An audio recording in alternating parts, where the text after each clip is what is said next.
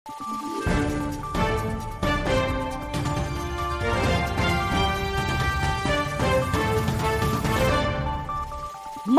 araw, Pilipinas! Ito ang Valiente News hatid sa inyo ng Office of the Vice President. Mahigit 100 magsasaka at mangingisda mula sa bayan ng Tinambak, Camarines Sur ang hinandugan ng food bags ng OVP Bicol Satellite Office kamakailan. Ang detalye alamin natin sa ulat ni Brian Latasa. Namahagi ng food bags na naglalaman ng 5 kilong bigas at mga dilata ang Office of the Vice President Bicol Satellite Office sa 196 na mga mangingisda at magsasaka mula sa Barangay Tamban sa bayan ng Tinambak, Camarines Sur. Sa ngayon kasi ay apektado ang kanilang hanap buhay ng maraming magsasaka at mangingisda sa nasabing lugar bunsod ng mainit na panahon. Isa sa manhandugan ng food bag ang 54 years old na si Crisanto Alberto. Kwento nito, pagtatanim ng niyog ang kanilang pangunahing hanap buhay.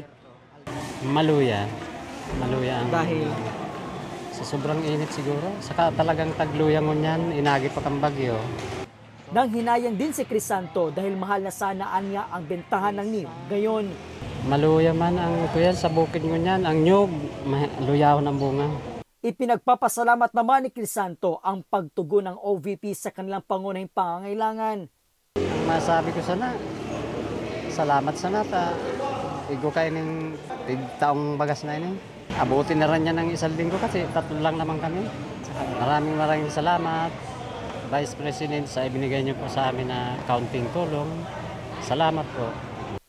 Ang aktibidad ay bahagi ng Relief for Indigents and Individuals in Crisis and Emergencies o RICE program ng tanggapan ng pangalawang Pangulo sa pamumuno ni Vice President Inday Sara Duterte na layuning maghatid ng agarang tulong sa mga Pilipinong apektado ng kalamidad at sakuna. Mula po dito sa bayan ng Tinambak, Camarines Sur, ako po si Brian Latasa. Ang lahat para sa Diyos, bayan at pamilyang Pilipino. Valiente News. Mga taga-Camarines Sur, ikinatuwang nakarating na sa kanilang lugar ang mga programa at inisyatiba ng OVP. Mga magsasaka at mangingisda mula sa bayan ng Tinambak, may mensahe para kay Inday Sara Duterte. Ako si Claudette Loreto para sa makabuluhan, naninindigan at matapang na mga ulat at impormasyon. Maraming salamat.